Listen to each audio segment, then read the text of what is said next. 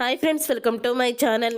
రవి ప్రాణాలను కాపాడిన మీనా సుశీల ద్వారా నిజం తెలుసుకొని రోహిణి చంప పగలగొట్టిన ప్రభావతి. అసలు ఇదంతా ఎలా జరగబోతుందనేది ఈ వీడియోలో తెలుసుకుందాం. బాలు అయితే మీనా దగ్గరికి వచ్చి, మీనా, రాజేష్ గారు ట్రిప్పులకి వచ్చిన డబ్బుల్ని ఇచ్చాడు, ఇవి తీసుకువెళ్ళి మన బీరువాలో పెట్టు అని అంటూ ఉంటాడు బాలు అయితే. అప్పుడే ఇక అది చూసి ప్రభావతి అయితే, వీడికి బాగానే డబ్బులు వస్తున్నట్టున్నాయి అని అనుకుంటూ ఉంటుంది మనసులో. ఇంతలో సత్యమైతే, ఏంట్రా రాజేష్ రెండో కారు బాగానే నడుపుతున్నాడా, ట్రిప్పులు బాగానే వస్తున్నాయా అని అడుగుతూ ఉంటే, బాగానే వస్తున్నాయి నాన్న, పైన రూము వేయడానికి ఇంకెన్నో రోజులు పట్టదు అని అంటూ ఉంటాడు బాలు. నాకు తెలుసురా, మీనా శపథం చేసిందంటే నువ్వు తప్పకుండా అది సాధిస్తావు అని చెప్తూ ఉంటే, అంటే మీనా శపథం చేసిన గురించే నేను సాధిస్తున్నాను అనుకుంటున్నావా అని అంటూ ఉంటాడు బాలు. అది కాదురా, మీనా అలా గట్టిగా అనుకుంది కాబట్టి అది జరుగుతుంది. 5 లక్షలంటే మీరిద్దరూ సంపాదించడం మాటలు కాదు, నిజంగా మీకు ఆ దేవుడు ఆశీస్సులు ఎప్పుడూ ఉంటాయి. అందుకనే మీరు రోజు రోజుకి ఇలా అభివృద్ధి చెందుతున్నారు. కష్టపడి ఏ పని చేసినా కూడా మనకి కష్టానికి తగిన ఫలితం దక్కుతుంది. అలాగే మీ విషయంలో కూడా జరిగింది. ఊరికినే వచ్చిన డబ్బులతో ఒకళ్ళు మోసం చేసి మనం పెట్టిన బిజినెస్తో ఎప్పుడూ కూడా మనం పైకి రాము. అందుకని ఎప్పుడూ కూడా అలా చేయకూడదు అని అంటూ ఉంటాడు. సత్యమైతే ఆ మాట విని ఇక మనోజ్ అయితే, ఏంటి నాన్న నువ్వు, కష్టపడేదే కదా అది కూడా పనిచేసేది, ఇంకొకళ్ళ డబ్బుతో బిజినెస్ పెడితే పైకి రాదు అంటే దాని ఉద్దేశం ఏంటి? నేను మా అత్తగారి దగ్గర డబ్బులు తీసుకొని బిజినెస్ని పెట్టానని నా బిజినెస్ పైకి రాదని ఇండైరెక్ట్గా చెప్తున్నావా అంటూ సత్యాన్ని నిలదీస్తూ ఉంటాడు మనోజ్. అప్పుడే ఇక ప్రభావతి అయితే, మీ నాన్న ఉద్దేశం అది కాదులేరా, నిన్నెందుకంటారు అని ప్రభావతి అంటూ ఉంటుంది. ఏమోనమ్మా, నాన్న నన్ను ఉద్దేశించే అన్నట్టుంది అని అంటూ ఉంటాడు మనోజ్. గుమ్మడికాయలు దొంగ ఎవరంటే భుజాలు తడుముకున్నట్టు నాన్నేదో సామెత చెప్తే నువ్వేంట్రా, ఇదేదో నేనే తప్పు చేశాను, ఒకళ్ళని మోసం చేసి డబ్బు తిన్నాను అని అన్నట్టు మాట్లాడుతున్నావు.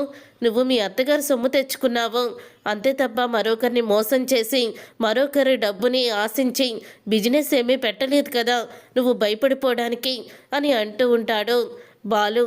అప్పుడే ఇక రోహిణి అయితే, ఏంటి మనోజ్ నువ్వు, మావయ్య గారు ఏదో చెప్తుంటే దానికి నువ్వు రివర్స్లో వస్తావేంటి అని అంటూ ఉంటుంది రోహిణి. పద లోపలికి వెళ్దాం అని మనోజ్ని తీసుకువెళ్ళిపోతుంది. నీకేమన్నా పిచ్చి పట్టిందా, ఏం మాట్లాడుతున్నావు నువ్వు? నువ్వే కల్పన దగ్గర డబ్బులు తీసుకొని బిజినెస్ పెట్టావని నిజాన్ని బయట పెట్టేసేలా ఉన్నావు. ప్రతిసారి కూడా ఇలాగే నిజాన్ని బయట పెట్టబోతుంటే నిన్ను ఆపుతున్నాను. ఇంకోసారి నేను ఇలాగే చేశానంటే బాలుకి ఖచ్చితంగా అనుమానం వస్తుంది. అప్పుడు తీగలాగుతాడు, డొంకంతా కదిలి మనం చేసిన మోసం బయటపడుతుంది అని అంటూ ఉంటుంది రోహిణి. అప్పుడు ఇక మనోజ్ అయితే, లేకపోతే నాన్న ఎలా మాట్లాడుతున్నారో అని అంటూ ఉంటాడు మనోజ్. ఇప్పటి వరకు మీ నాన్న వాళ్ళు మీ అమ్మ తిట్టింది అంతా కూడా ఏదో పెద్ద పట్టించుకున్నట్టు ఇప్పుడు నీకు పౌరుషం తన్నుకొస్తుంది అని రోహిణి అంటూ ఉంటుంది. ఇంతలో ఇక శృతి, రవి ఇద్దరూ కూడా గదిలో గొడవ పడుతూ ఉంటారు. అప్పుడే ఇక అది చూసిన ప్రభావతి అయితే, ఏవండి, రవి శృతి ఎందుకో గొడవ పడుతున్నారు, గట్టిగానే మాట్లాడుకుంటున్నారు అని అంటూ ఉంటుంది ప్రభావతి. వాళ్ళిద్దరూ ఏదోలా పడతారులే ప్రభా, మనకెందుకు, మొగుడు పెళ్ళం మధ్యలో మనం వెళ్ళకూడదు అని అంటూ ఉంటే, లేదండి, ఎప్పుడూలా కాకుండా రవిగాడు కొంచెం గట్టిగానే అరుస్తున్నాడు అని అంటూ ఉంటుంది ప్రభావతి. అప్పుడే రవి అయితే బయటికి వస్తాడు. అలా బయటికి వచ్చిన రవిని సత్యం అయితే, ఏమైందిరా, ఏంటి మీ ఇద్దరు గొడవ, ఎందుకు అలా గట్టిగా అరుస్తున్నావు అని అడుగుతూ ఉంటాడు సత్యం. అప్పుడే ఇక రవి అయితే, ఏం లేదు నాన్న, ఏం లేదు అని అంటూ ఉంటాడు రవి. ఏం లేదంటావేంటి రవి, జరిగింది ఉన్నది ఉన్నట్టు అంకుల్కి చెప్పేసాయి, ఎవరిది తప్పు ఆయనే చెప్తారు అని శృతి అయితే అంటూ ఉంటుంది. అంకుల్, అసలు ఏమైందంటే మా అమ్మ రెస్టారెంట్లో రవి పనిచేయడం ఇష్టం లేక ఒక బ్లాంక్ చెక్ తీసుకువచ్చి దాని మీద రెస్టారెంట్కి పెట్టుకోవడానికి ఎంత అమౌంట్ అవుతుందో అంతా రాసుకోమని చెప్పింది. అక్కడే బాగానే ఊకొట్టాడు. నా దగ్గరికి వచ్చి ఆ చెక్కుని నాకు విసిరి కొట్టి, అసలు మీ అమ్మ ఏమనుకుంటుంది, మీ అమ్మకి ఎందుకు అంత పొగరు, నేను రెస్టారెంట్ని నా కాళ్ళ మీద నిలబడి నేను పెట్టుకుంటానని చెప్పాను కదా, మళ్ళీ నాకెందుకు డబ్బులు ఇస్తుంది అంటే మేము పేదవాళ్ళని అవమానిస్తుందా అంటూ ఏదేదో మాట్లాడుతున్నాడు. ఆ చెక్కు తీసుకోకపోయినా నాకేమీ పర్వాలేదు, కానీ అలా మా వాళ్ళ గురించి ప్రతిసారి చులకనగా మాట్లాడితే నాకెంత బాధగా ఉంటుంది అని అంటూ ఉంటుంది శృతి. మీ అమ్మ ప్రతిసారి మన మధ్య గొడవ పెట్టాలనే చూస్తుంది, ఇది కూడా అలాగే చేస్తుంది అని అంటూ ఉంటాడు. రవి అయితే మనకి ఆ డబ్బులు తీసుకోవడం ఇష్టం లేదని తెలుసుకోవడం, ప్రతిసారి ఒక చెక్ వేసుకొని వచ్చి ఎంత అమౌంట్ కావాలంటే అంత రాసుకోమంటే దానికి అర్థం ఏంటి? రెస్టారెంట్ కూడా పెట్టలేని పరిస్థితిలో ఉన్నప్పుడు మిమ్మల్ని మేము ఆదుకున్నాము, మీరు మా కాళ్ళ కింద చెప్పులాగా పడుండాల్సిందే అని మీ అమ్మ తర్వాత నన్ను దెప్పడానిక అని అంటూ ఉంటాడు రవి. మీ అమ్మ మంచితనంతో ఇస్తే పర్వాలేదు, కానీ తర్వాత ఆవిడ చెప్పే మాటలు అనే మాటలు నేను పడలేను అని చెప్తూ ఉంటాడు. అయినా అత్తగారు అంత డబ్బు ఇస్తానంటే తీసుకోవడానికి ఏమైందిరా నీకు అని మనోజ్ అయితే అంటాడు. నీకులాగా సిగ్గు ఎగ్గు లేకుండా అత్తగారి సొమ్ముతో బిజినెస్ చేయాలని నాకు లేదురా, నాకంటూ ఒక ఆత్మగౌరవం ఏడ్చింది, నీకు అది లేదు కదా. డిగ్రీల మీద డిగ్రీలు చదివావు, బోర్డు మీద వరుసగా ఎన్ని డిగ్రీలు ఉంటాయో పెద్ద బోర్డు తగిలిచ్చింది కదా అమ్మ బయట నీకు. ఆ డిగ్రీలు చెప్పుకోవడానికి తప్ప నీకు ఏ ఉద్యోగం వచ్చింది? ఏ ఉద్యోగంలో నువ్వు ఉన్నావో? నీ కాళ్ళ మీద నువ్వు నిలబడి ఉంటే, నువ్వు గట్టిగా ప్రయత్నించుంటే ఈరోజు నువ్వు ఏ కెనడాలోనూ బిజినెస్ చేస్తూ ఉండేవాడివి. అంత చదువు ఉంది నీకు, కానీ నీ బద్ధకం, నీ చేతకానితనం అత్తగారి సొమ్ముతో షాప్ పెట్టుకునేలా చేసింది. అదన్నా బాగా తిరగదీస్తున్నావా అంటే అక్కడ కూడా నీ పొగరు చూపిస్తున్నావు. వదిన నగలు తాకట్టు పెట్టి మళ్ళీ నువ్వు మోసపోయి ఇదంతా కూడా చేసావు కదా అని అంటూ ఉంటాడు రవి. అప్పుడే ఇక రోహిణి అయితే, ఏంటి రవి ప్రతిసారి ఎందుకు మీ అన్నయ్యని అంటున్నావు? మీ అత్తగారు డబ్బులు తీసుకుంటే తీసుకో, లేకపోతే లేదు, అది నీ ఇష్టం, మీ అన్నయ్య గురించి మాట్లాడే హక్కు నీకు లేదు అని అంటూ ఉంటుంది రోహిణి. అప్పుడే శృతి అయితే, మరి మా విషయంలో మీ ఆయన ఎందుకు జోక్యం చేసుకున్నాడు? ముందు మీ ఆయన్ని ఆపు, తరువాత మా ఆయనకి చెప్దు నీతులు. మొగుడు తప్పు చేసినా కూడా సమర్థిస్తూ వస్తున్నావు, నువ్వు కూడా నీతులు చెప్తున్నావు అని అంటూ ఉంటుంది శృతి అయితే. ఏంటత్తయ్య ఇదంతా? వాళ్ళ గొడవ జరుగుతుంటే మమ్మల్ని మధ్యలోకి లాగుతారేంటి అని రోహిణి అంటుంది. ఇక ఆపుతారా మీరు అని సత్యం అంటూ ఉంటాడు. రే రవి, నువ్వు సొంతంగా రెస్టారెంట్ పెట్టుకోవాలనుకుంటున్నావు, అది మంచి విషయమే. అల్లుడు ఒకరి దగ్గర పనిచేయడం ఇష్టం లేక వాళ్ళు కూడా నీ చేత రెస్టారెంట్ పెట్టించాలనుకున్నారు. అది వాళ్ళు నిన్ను ఒక స్థాయికి తీసుకురావాలే కానీ దిగజార్చాలని కాదు అని అంటూ ఉంటాడు సత్యం. మరి శృతి కూడా అనుకుంటుంది కదా అని చెప్తూ ఉంటే, అప్పుడే శృతికి నేనంటే ఏంటో తెలిసినాన్న, కానీ వాళ్ళ అమ్మే మనల్ని అర్థం చేసుకోలేకపోతుంది అని చెప్తూ ఉంటాడు. అప్పుడే అందుకని బ్లాంక్ చెక్కు చింపు పడేస్తున్నానని ముక్కలు ముక్కలు చేసేస్తాడు. అప్పుడే ఇక వీడికి ఏమన్నా పిచ్చా రోహిణి? వాళ్ళు ఎంత అమౌంట్ కావాల్సి ఉంటే అంత అమౌంట్ రాసుకోమని చెక్ ఇస్తే సంతకం పెట్టి వీడేంటి చింపేశాడు? అదే నేనైతేనా ఏ ₹1,00,00,000 రాసేసుకునేవాడిని అని అంటూ ఉంటే, ఛీ నీ బుద్ధి మాత్రం మారదు అని అంటూ తిట్టుకుంటూ ఉంటుంది రోహిణి మనోజ్ని. అందుకని నిన్ను రవి అన్ని తిట్లు తిట్టాడు, నాకు కూడా బుద్ధి ఉండాలి నీలాంటి వాడిని సపోర్ట్ చేయడానికి అని అంటూ ఉంటుంది రోహిణి. తర్వాత ఇక బాలు మీనా అయితే వస్తారు. ఏంటి అందరూ ఇలాగా గ్రూప్ సమావేశం పెట్టారు, మళ్ళీ ఈ ప్రభావతి అలాగే లక్షలు మింగేసినోడు లక్షలు మింగేసినోడు తల్లి ఏం చేశారు అని అడుగుతూ ఉంటాడు బాలు. ఎవరు ఏం చేయలేదులే, కానీ వెళ్ళి నీ పన్ను చూసుకో, ఎక్కడికి ఊరేగావు ఇప్పటి వరకు అని అంటూ ఉంటే, నా మొగుడితో ఊరేగానత్తయ్య అని అంటూ ఉంటుంది మీనా. అప్పుడే ఇక ప్రభావతి అయితే, ఏంటా సమాధానం అని అనగాల్ని, మీరు వేసిన ప్రశ్నకే నేను సమాధానం చెప్పాను, ఎక్కడ ఊరేగావు అన్నారు, నేను నా భర్తతో ఊరేగాను అన్నాను, దాంట్లో తప్పేముంది అని చెప్తూ ఇక మీనా అయితే వెళ్ళిపోతుంది. ఎవ్వరు కూడా మాట వినడం లేదు, ఎవరి మాట వాళ్ళదే అని అంటూ తిట్టుకుంటూ ఉంటుంది ప్రభావతి. అప్పుడే ఇక రవి అయితే శృతితో అంటూ ఉంటాడు, చూడు శృతి, నిన్ను ప్రేమించింది కేవలం నీ మీద ఉన్న ప్రేమతో తప్ప నీ వెనకాతలో ఉన్న ఆస్తి కోసం కాదు. నువ్వు కట్టుబట్టలతో వచ్చినా సరే నాకు ఆనందంగానే ఉండేది, ఎప్పుడు కూడా మీ మమ్మీని ఇలా చెయ్యొద్దని చెప్పు అని అంటూ వెళ్ళిపోతాడు. అప్పుడే ఇక ఆ మాట విని ఇక శృతి కూడా రవిని అర్థం చేసుకుంటుంది. ఇక రవి అయితే చాలా కోపంగా అలా వెళ్తూ ఉంటాడు. అలా రవి కోపంగా వెళ్తున్నప్పుడు ఈలోగా సంజయ్ అయితే కారులో వెళ్తూ ఉంటాడు. ఇక సంజయ్ అయితే రవిని చూస్తాడు. నాకు కాబోయే భార్యని ప్రేమలో పడేసి నువ్వు పెళ్లి చేసుకున్నావు. నిన్ను నేను ఏం చేస్తానో చూడు. ఈరోజు నువ్వు పైకి పోవాల్సిందే. ఆ సత్యం ఇంట్లో ముందు నిన్నే చంపి ఆ తర్వాత మిగతా వికెట్లను పడేస్తాను అని సంజయ్ అయితే కార్తో రవిని గుద్దేస్తాడు. ఇక రవి అయితే సంజయ్ గుద్దడంతో ఇక బైక్తో పాటు దూరంగా ఎగిరి తలకి దెబ్బ తగిలి స్పృహ అయితే కోల్పోతాడు. అలా స్పృహ కోల్పోయిన రవిని అక్కడే ఉన్న కొంతమంది హాస్పిటల్కి అయితే తీసుకువెళ్తారు. ఇంతలో ఇక శోభ అయితే శృతికి ఫోన్ చేస్తుంది. శృతికి ఫోన్ చేసి ఎందుకు రవి ఇలా ప్రవర్తిస్తున్నాడో తెలియడం లేదు అని అంటూ నీతో ఒక విషయం చెప్పడం మర్చిపోయాము. నేను మీ నాన్న ఇద్దరం కూడా మీ పిన్ని దగ్గరికి వెళ్తున్నాము. మీ పిన్ని లండన్లో ఉంది కదా, తను ఆరోగ్యం బాగోలేదని అర్జెంటుగా నన్ను రమ్మని చెప్పింది. అందుకే మీ నాన్న తీసుకొని ఇప్పుడే ఫ్లైట్ ఎక్కాము, లండన్ వెళ్తున్నాము. ఏదైనా అవసరం ఉంటే కాల్ చెయ్యి అని అంటూ ఉంటుంది శోభ. అలాగే మమ్మీ అని అంటూ ఫోన్ పెట్టేస్తుంది. శృతి అయితే అలా ఫోను పెట్టేసిన తర్వాత వెంటనే శృతికి మరో కాల్ వస్తుంది. రవి యాక్సిడెంట్ అయ్యి హాస్పిటల్లో ఉన్నాడని. అప్పుడే ఇక శృతి అయితే మీనా అందరితో కూడా చెప్తుంది. అప్పుడే అందరూ కూడా హాస్పిటల్కి అయితే వెళ్తారు. రవి అంటూ శృతి అయితే బాధపడుతూ ఉంటుంది. నా కొడుకు ఏమైంది, డాక్టర్ ఎలా ఉంది అని అడుగుతూ ఉంటుంది.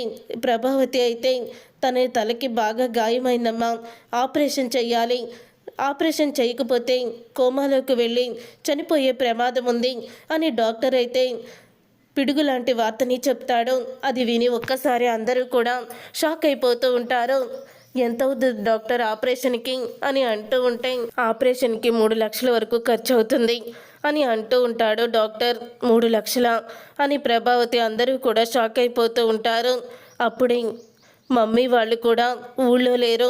ఆ మమ్మీ లండన్ వెళ్తానంది, ఫోన్ చేస్తాను, ఇక్కడ డబ్బులైనా ఎవరి చేతైనా ఇప్పిస్తుందేమో అని శృతి అయితే శోభాకి ఫోన్ చేస్తుంది. కానీ ఇద్దరు ఫోన్లు కూడా పనిచేయవు. వాళ్ళు ఇద్దరు ఫోన్లను స్విచ్ ఆఫ్ చేసేస్తారు. దాంతో ఒక్కసారి శృతి అయితే చాలా ఏడుస్తుంది. ఇంతలో ఇక మనోజ్ని అడుగుతూ ఉంటుంది ప్రభావతి. రే మనోజ్, నీ దగ్గర ఏమన్నా డబ్బులు ఉంటే ఇవ్వరా, వాళ్ళ అత్తగారు వచ్చాక ఇచ్చేస్తారు అని అంటూ ఉంటుంది ప్రభావతి. అప్పుడే ఇక మనోజ్ అయితే అది అని చెప్పబోతుండగా ఇక రోహిణి మనోజ్ని, ఒక నిమిషం అత్తయ్య, మా దగ్గర ఎక్కడుంటాయి చెప్పండి, మేము కూడా ఫర్నిచర్ షాప్లోనే కదా మొత్తం పెట్టేశాము అని రోహిణి అయితే అంటూ ఉంటుంది. మనోజ్ని నిజాన్ని చెప్పనివ్వదు. ఆ తర్వాత ఇక మీనా అయితే బాలుతో చెప్తూ ఉంటుంది, ఏమండి వెళ్ళండి, వెళ్ళి నేను చెప్పినట్టు చెయ్యండి అని పంపిస్తుంది. అప్పుడే ఇక 1.5 లక్షలు తీసుకువచ్చి బాలు అయితే ఇక శృతికి ఇస్తాడు. డబ్బుడమ్మా, ఇదిగో మొన్న మేము ప్రైజ్ మనీ గెలిచాము, అలాగే మేము పైన రూమ్ వేద్దాం అనుకున్న డబ్బులు అప్పుడప్పుడు దాస్తే అవి 50,000 వరకు ఉన్నాయి అని అంటూ 1,50,000 తీసుకువచ్చి బాలు అయితే శృతి చేతికి ఇస్తాడు. అప్పుడే ఇక శృతి అయితే ఇక చాలా మీరు రూమ్ కోసం దాచుకున్న డబ్బులు ఇస్తారా అని అంటూ ఉంటే మాకు ముందు రూమ్ కాదు, మాకు రవి ప్రాణాలే ముఖ్యం అని అంటూ ఉంటుంది మీనా. తర్వాత ఇక తన పుస్తల తాడు తీసి తాకట్టు పెట్టిస్తుంది. శృతి అయితే నా నగలన్నీ కూడా మొన్న మా అమ్మ లాకర్లో పెట్టేసింది, లేకపోతే ఆ నగలు తాకట్టు పెడితే వచ్చేసాయి, నాకు ఈ పుస్తల తాడు తాకట్టు పెట్టి తీసుకురండి అని చెప్పి పుస్తల తాడు ఇచ్చేస్తుంది. అప్పుడే ఇక డబ్బంతా కూడా అరేంజ్ అయిపోవడంతో రవికి అయితే ఆపరేషన్ జరుగుతుంది. రవి కోలుకుంటాడు. తర్వాత ఫ్లైట్ దిగేశాక శోభ అయితే ఫోన్ చేస్తుంది శృతికి. ఏంటమ్మా ఇన్నిసార్లు మిస్డ్ కాల్స్ ఉన్నాయి, ఇప్పుడే ఫ్లైట్ దిగాము, ఏమైందని అడుగుతూ ఉంటే అప్పుడే శృతి అయితే ఏడుస్తూ ఉంటుంది. ఈ శృతి ఏడుస్తుండడం చూడి శోభ అయితే షాక్ అయిపోతూ ఏమైందమ్మా అని అడుగుతూ ఉంటుంది. ఏం లేదమ్మా, రవికి యాక్సిడెంట్ అయింది, ఆపరేషన్కి 3 లక్షలు ఖర్చు అవుతుందని డాక్టర్ చెప్పాడు, సమయానికి చేతిలో డబ్బు లేదు, అందుకని మీకు ఫోన్ చేస్తే మీకు స్విచ్ ఆఫ్ వచ్చింది అని అంటూ ఉంటుంది శోభ. అయ్యో ఇప్పుడు ఎలా అమ్మా అని అంటూ ఉంటే వెంటనే డబ్బులు పంపిస్తాను అని చెప్తూ ఉంటే లేదమ్మా, మీనా వాళ్ళ గదికి దాచుకున్న డబ్బుల్ని మొత్తాన్ని కూడా తీసిచ్చారు. అలాగే నేను నా మంగళసూత్రం తాడుని తాకట్టు పెట్టాను అని అంటూ ఉంటే, ఎంత కష్టం వచ్చిందే నీకు, ఒక పేదింటి అబ్బాయిని పెళ్లి చేసుకుంటే ఎన్ని సమస్యలు వచ్చాయో చూడు అని అంటూ ఉంటుంది. అప్పుడే ఇంకా సరేనమ్మా నేనుంటాను అని శృతి అయితే ఫోను పెట్టేస్తుంది. అలా శృతి ఫోను పెట్టేసిన తర్వాత మీనాకైతే థ్యాంక్స్ చెప్తుంది శృతి. సరైన సమయానికి నువ్వు కూడా డబ్బు ఇచ్చావు కాబట్టి ఇప్పుడు రవి ప్రాణాలతో ఉన్నాడు. మా అమ్మ వాళ్ళు వచ్చిన తర్వాత ఆ డబ్బు ఇచ్చేస్తాను అని అంటూ ఉంటే, మనకి డబ్బు కాదు ముఖ్యం, మనిషి ప్రాణాలే ముఖ్యం అని అంటూ ఉంటుంది మీనా శృతితో. అప్పుడే ఇక వాళ్ళిద్దరు మాటలు విని మీనా గొప్పతనాన్ని తెలుసుకుంటుంది ప్రభావతి. తర్వాత రవి డిశ్చార్జ్ అయ్యి ఇంటికి వస్తాడు. సుశీలకి ఈ విషయం తెలుసుకొని తను ఊరి నుంచి వస్తుంది. రవి ఏమైందిరా నీకు యాక్సిడెంట్ అయ్యిందని మీ నాన్న చెప్పంగానే నా గుండె ఆగిపోయినంత పని అయింది. ఇప్పుడు ఎలా ఉందమ్మా అని అడుగుతూ ఉంటే, ఇప్పుడు బాగానే ఉంది నానమ్మ అని అంటూ ఉంటాడు రవి. అప్పుడే ఇక రవిని చూసి సుశీల అయితే అసలు నీకు ఎలా యాక్సిడెంట్ అయిందని అడుగుతూ ఉంటే, ఎవరో వెనకాల కార్తో గుద్దేశారు, నేను దూరంగా వెళ్ళి పడ్డాను అని అంటూ ఉంటే, కార్ నెంబర్ చూసావా అని అడుగుతూ ఉంటాడు బాలు. లేదన్నయ్య, నన్ను గుద్దేలోపే నాకు తలకు తగిలి నాకు స్పృహ అంతా కోల్పోయాను, ఏమీ తెలియలేదు అని అంటూ ఉంటాడు. తర్వాత ఇక సుశీల అయితే పోనీలే దేవుడి దయ వల్ల అంతా కూడా మంచే జరిగింది అని అంటూ దేవుణ్ణి ప్రార్థిస్తూ ఉంటుంది.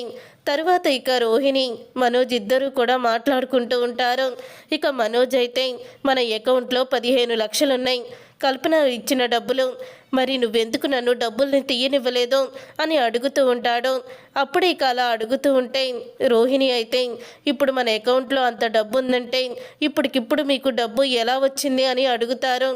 అప్పుడు మావయ్య గారి రిటైర్మెంట్ డబ్బులని బయటపడిపోతాయి, మా నాన్న పంపించలేదని, మా నాన్న అసలు ఏ డబ్బులు కూడా ఒక్క రూపాయి కూడా వెయ్యలేదని, రిటైర్మెంట్ డబ్బులు వచ్చేసాయని ఎలా చెప్తామో, చెప్తే వాళ్ళు ఊరుకుంటారా, చంప పగలు కొడుతుంది అత్తయ్య అని అంటూ ఉంటుంది రోహిణి.